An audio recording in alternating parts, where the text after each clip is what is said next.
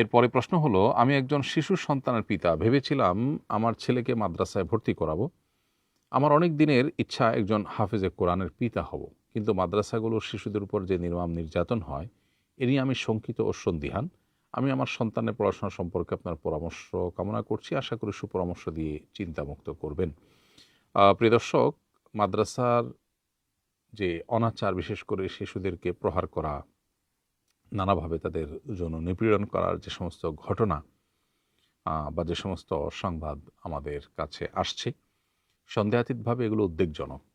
এবং একজন সচেতন নাগরিক হিসাবে এই ঘটনাগুলো যেন বন্ধ হয়ে যায়, সেজন্য সংশ্লিষ্ট মহল যেন তৎপর হন এবং তারা যেন কার্যকর ভূমিকা পালন করেন, তাদের প্রতি আমরা উদাত্ত আহ্বান সবসময় রাখি।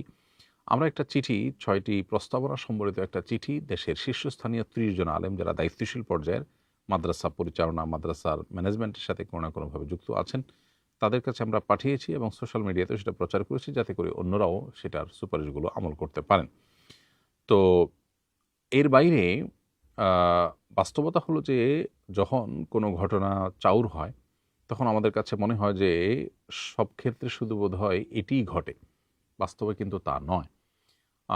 মাদ্রাসাগুলোতে যে অনাচার হয়ে থাকে, আবাসিক শিক্ষা প্রতিষ্ঠান, মাদ্রাসা হোক, স্কুলে হোক, যে অনাচার হয়ে থাকে, এগুলোর বাইরেও মাদ্রাসা আছে।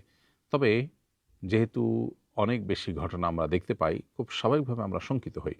তো এই ক্ষেত্রে আমি আপনাকে বলব যে আপনার সবচেয়ে ভালো হয় যদি আপনি হোম স্কুলিং করতে পারেন, বাসা থেকে যদি তাকে পড়াতে পারেন, হিফজ করতে পারেন। আমার ছেলে এবং মেয়ে তারা বাসা থেকে হিফজ করেছে, তবে সবার জন্য এটা সহজ নয়।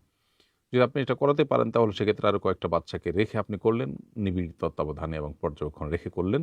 আর না হয় মাদ্রাসাগুলোর মধ্যে অনেক ভালো মাদ্রাসা আছে যারা অত্যন্ত দায়িত্বশীল এবং সেখানে খুব কঠোরভাবে নিয়ম নীতি ফলো করা হয়। আপনি যদি খুব মনোযোগের সাথে খোঁজ করেন তাহলে দেখবেন যে এরকম মাদ্রাসার সংখ্যা নেহায়েত কম না। খুঁজে বের করে আপনার সন্তানকে সেখানে আপনি ভর্তি করাতে পারেন। কিয়ামতের আগে আমাদের জন্য বহুবিধ ফিতনা পতিত হওয়ার কথা হাদিসে সতর্ক করা হয়েছে, সতর্ক বানিয়ে এসেছে। তো এই ফিতনাগুলো বা ধোঁয়াশাগুলো, বিভ্রান্তিগুলোর মধ্যে থেকে এটাও একটা ফিতনা যে আমরা যে কাজ করতে যাব সে কাজের পথে বহু কাঁটা বিছানো থাকে। তো এটা যেন আমাদের ভালো কাজের ইচ্ছা থেকে আমাদেরকে নিবৃত্ত না করে, বরং আমরা যেন সেই কাঁটা সরিয়ে হলেও আমাদের কাঙ্ক্ষিত গন্তব্য এবং লক্ষ্যে পৌঁছতে পারি। আমি দোয়া করি আল্লাহ আপনাকে আপনার স্বপ্ন পূরণের তৌফিক দান করুন। আপনার আশেপাশে এরকম সচেতন, দায়িত্বশীল টিচার এবং আদর্শ মাদ্রাসা কিছু না কিছু আপনি পাবেন। বিশেষ করে যদি একটু খোঁজ করেন, 10টা বা 20টা মাদ্রাসা থেকে বাছাই করলে আপনি একটা মাদ্রাসা অবশ্যই সন্তানকে পড়াবার মতো পাবেন।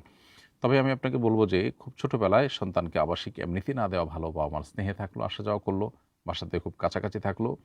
আর মাদ্রাসা সিসিটিভি ক্যামেরা সহ অন্যান্য বিষয়গুলো আছে কিনা যেগুলো আসলে কর্তৃপক্ষের দায়িত্বশীলতার পরিচয় বহন করে। এর বাইরে দক্ষ, বিচক্ষণ একাধিক আলেমের সাথে পরামর্শ করতে পারেন যারা আপনাকে চিনে এবং আপনার বাসার লোকেশনের আশেপাশে ভালো মাদ্রাসার সন্ধান দিতে পারবেন। তো এভাবে বহুবিধ উদ্যোগ নিলে ইনশাআল্লাহ আশা করা যায় আপনার শঙ্কা থেকে আল্লাহ আপনাকে হেফাজতে রাখবেন এবং আপনার সন্তানকে হাফেজে কোরআন বা আলেমে দ্বীন হওয়ার তৌফিক দান করবেন। এরপরে প্রশ্ন